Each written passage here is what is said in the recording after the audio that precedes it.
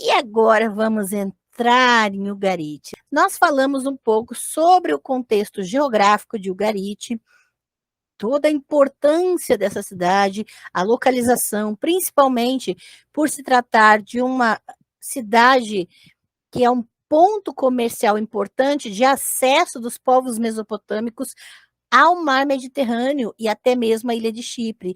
A ilha de Chipre fazia muito comércio com o Ugarit na antiguidade e todo o comércio na antiguidade e até hoje acarreta também influências religiosas.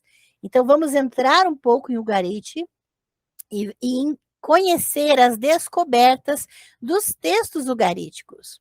Lá em Arashamra, tivemos muitas escavações que começaram em 1929 com Claude Schiffer, após a descoberta de uma galeria funerária no porto de Minet el Beida. Na região de Irachamra, que era bem na costa do Mediterrâneo, em Ugarit, né, encontraram dois grandes templos dedicados a Baal e a Dagon. Então, um templo dedicado ao deus Baal e um templo dedicado ao deus Dagon, além do palácio que servia como centro administrativo da cidade. E é importante também entendermos que na antiguidade os palácios e os templos eram casas bancárias e centros administrativos. Não havia distinção da religião e da economia dos povos.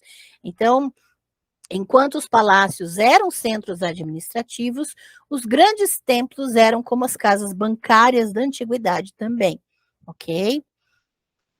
E aqui nós temos uma imagem das ruínas do Templo de Baal em Palmira, na Síria, que foi uma das descobertas, né?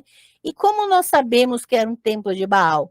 Quando há esses sítios arqueológicos, geralmente há objetos, oferendas, né, baús, imagens de divindades específicas, então é possível determinar a quem aquele templo é dedicado.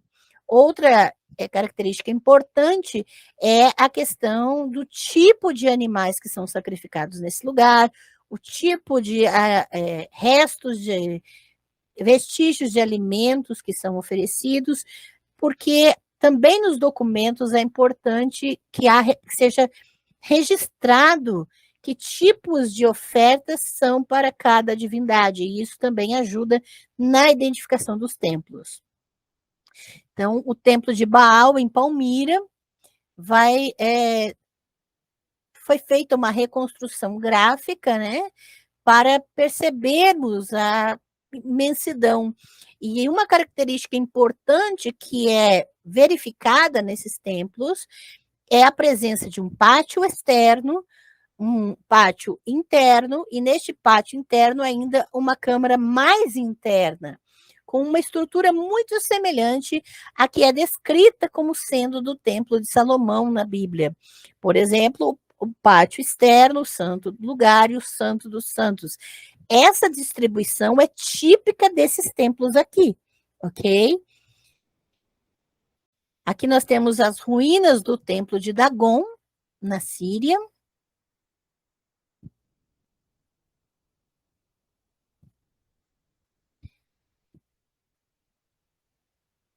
Você pode ver a distribuição das câmaras, da câmara maior e da câmara interior,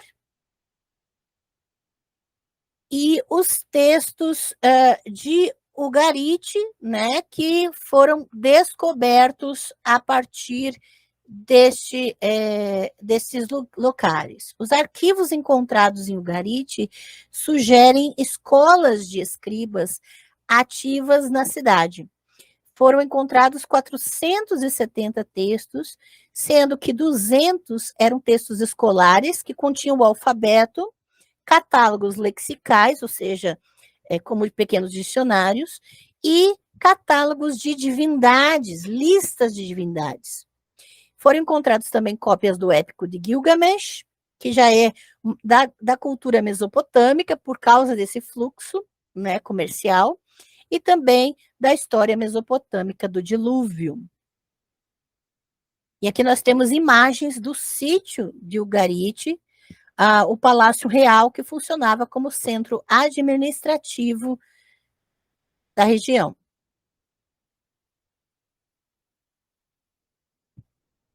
A entrada do Palácio Real.